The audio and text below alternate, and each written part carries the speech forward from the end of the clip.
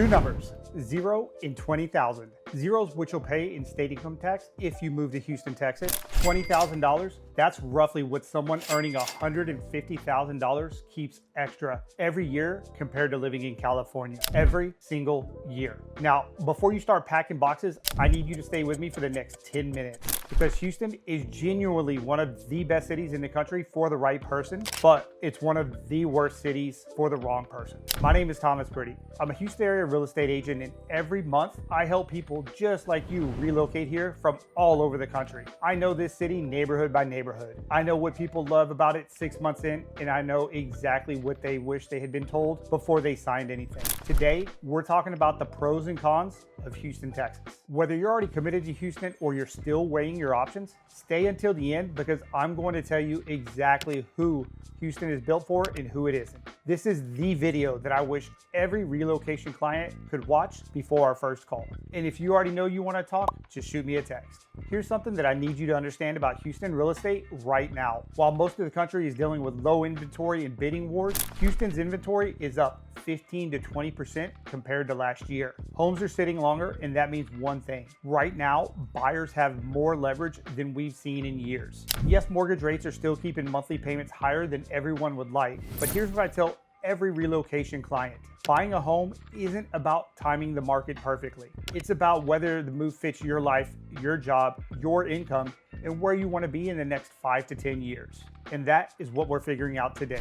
0. Texas has no state income tax. If you're in California right now, you're paying up to 13.3%. New York, over 6%. Illinois, nearly 5%. When you move to Houston, that money stays in your paycheck. Not once, not as a bonus, every month, every year, for as long as you're here. For most of my relocation clients, that single fact changes the entire financial picture. Houston is one of the most affordable major metros in the entire country. We're talking about a city of over 7 million people in the metropolitan area, where the median home price is still in the mid 300s.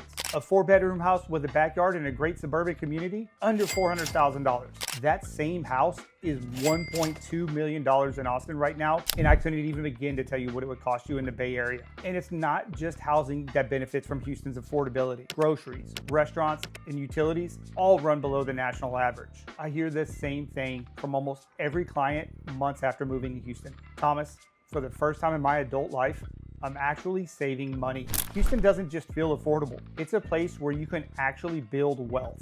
Most people hear Houston and immediately think energy sector. And yes, that industry is massive here, but the story is much bigger than that. There's the Texas Medical Center. The Texas Medical Center is the largest medical complex in the entire world. Over 60 institutions, more than 100,000 employees, and it keeps growing. If you're in healthcare, biotech, research, or medical devices, Houston is a serious destination for your career. On top of that, there's NASA's Johnson Space Center, a booming tech sector in one of the busiest ports in the country, in the Port of Houston. And because of all that, Houston's job market has shown remarkable resilience even during national downturns. This city consistently ranks among the top in the country for job growth, and that demand creates opportunity across every industry, from C-suites to skilled trades to entrepreneurship. Over 145 languages are spoken in Houston. This is one of the most genuinely diverse cities in America, and that diversity shows up on your plate every single day. There's a Viet Cajun crawfish scene unlike anything else in the world. Vietnamese, Korean, Japanese, Indian, and Salvadorian foods, all world class. And that is before we even get to the Texas barbecue and Tex-Mex that are woven into daily life here. Beyond food, Houston has a world-class museum district, incredible performing arts, live music, and one of the most vibrant art communities in the South. Areas like Midtown and Montrose, those have a creative energy that rivals any coastal city. And if you have kids, the Houston Zoo, Discovery Green, and dozens of family-friendly neighborhoods make this a fantastic place to raise a family. Houston is physically enormous. Over 10,000 square miles in the metropolitan area, and that space translates to something that's very rare in major cities: a real backyard. A home office that isn't a closet, and streets lined with mature trees are just some of the benefits. Houston has no formal citywide zoning, which creates a fascinating mix of neighborhoods. Historic bungalows next to modern townhomes. Walkable, trendy areas like the Heights and Montrose for the urban crowd. Master plan communities like Sugarland and the Woodlands with top-rated school districts. And high-rise living inside the loop for those who want the full city experience. Whatever your lifestyle, there is almost certainly a neighborhood here that fits it and at a price point that would be almost unthinkable in comparable cities. I hear this from almost every person who relocates here. People are just nice. Neighbors introduce themselves. People hold doors. And strangers make conversation. Now, if you're coming from a dense, fast-paced city, it can be a genuine culture shock, but in the best possible way. Houston, we welcome newcomers, and once you're here, you'll feel it. Drop me a comment and tell me where you're relocating from, and I'll personally tell you what your move looks like from your specific city. All right, here's why I have to be straight with you. Every city has trade-offs, and Houston's are real, and I'm not going to hide them from you. Remember when I said no state income tax? Well, here's the other side of that equation. Property taxes in Houston range from 2 to 3% depending on the area. That is above the national average, and it can significantly impact your monthly payment. That said, for most people, especially high income earners and renters coming from high tax states, that math still strongly comes out in Houston's favor. Part of my job is making sure that you have no surprises, so we're going to build this into your budget from day one. From May to October, Houston summers will make you question every life decision you've ever made. Daily highs of 95 to 100 degrees, humidity between 70 and 90%. It's not just hot, it's a wall of wet heat the moment you step outside. Outdoor plans shift to early mornings and evenings. A pool, well, that goes from a luxury to a requirement. Your July electric bill, well, that's going to reflect your air conditioning's heroic efforts. Most people adapt faster than they expect. The winters, they're genuinely mild.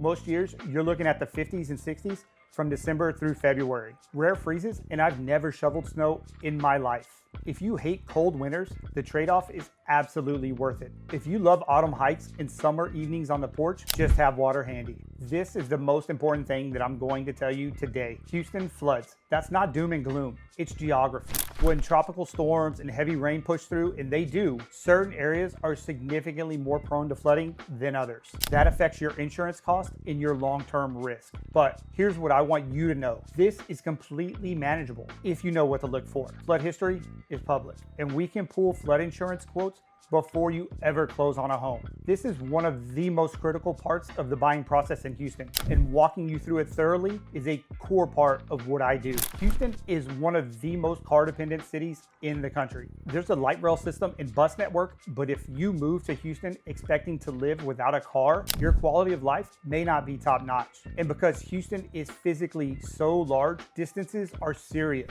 Katy to downtown on a great day is 30 to 45 minutes, and that's not during rush hour. The Woodlands to the medical center, just go ahead and pack a change of clothes. This is why I ask every relocation client the same first question. Where are you working, and what does your daily routine look like? Because in Houston, the commute decision often has to come before the neighborhood decision. And choosing the wrong zip code can cost you hours of your day. This is why I'm going to help you figure this out before you ever start looking at homes.